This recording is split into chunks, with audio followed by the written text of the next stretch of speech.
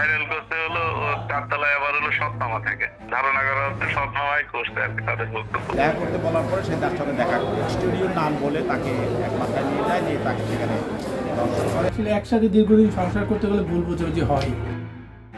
এক নারীকে সিঁড়ি দিয়ে টেনে হিচড়ে নিয়ে যায় কণ্ঠশিল্পী মাইনুল আহসান নোবেল।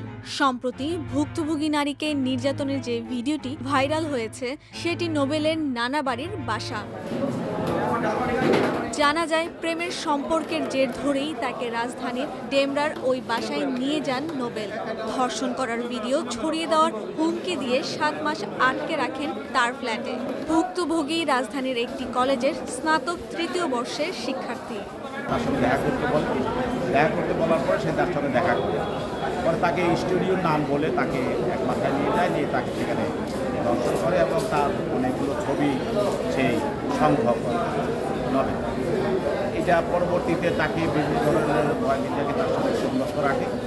সর্বশেষ গত 19/5-25 তারিখে সে আরও তার কিছু বন্ধুবান্ধব নিয়ে নভেল আর নভেলের বাসায় তাকে দর্শনের চেষ্টা করে। এরপরে সে 999-এ টেলিফোন করার পর সেখান থেকে পুলিশ এসে নোবেলকে ড্যামরার সেই বাড়িতে নোবেলের গানের স্টুডিও রয়েছে, পাশাপাশি তিনি সেখানেই থাকেন। বাসার 3য় ও 4র্থ তলায় নোবেলের আত্মীয়রা থাকেন। সেই স্টুডিওতে ভুক্তভোগী নারীকে আটকে রাখা হয়। ভুক্তভোগী নারী এর 7 মাসে শারীরিক ও মানসিক নির্যাতনের শিকার হয়েছেন জানান তদন্ত কর্মকর্তা। এই 7 মাসের মধ্যে ওই নারী তার মায়ের সঙ্গে মাত্র 2 বার কথা বলার সুযোগ পেয়েছিলেন। তাও নোবেলের মোবাইল দিয়ে ওই নারী তার মায়ের সঙ্গে যোগাযোগ করেছিলেন বলে জানা যায়। শুধুমাত্র নোবেলের সাথে 2-3 দিন বাইরে গেছে, ও কোনো স্টেজ প্রোগ্রামে গেলে সাথে নিয়ে গেছে, আবার নিয়ে আসছে। এছাড়াও দুনিয়ার কারোর সাথে তার দেখা হয়নি, কথা হয়নি।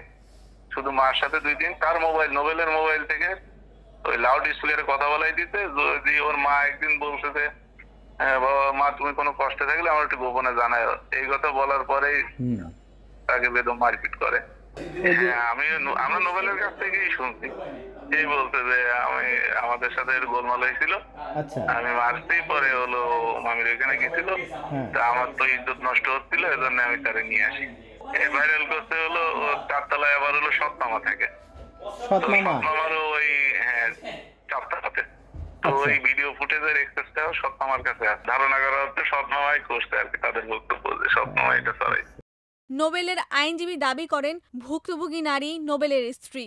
স্বামী স্ত্রীর মাঝে ঝগড়াঝাটি হয়েছিল।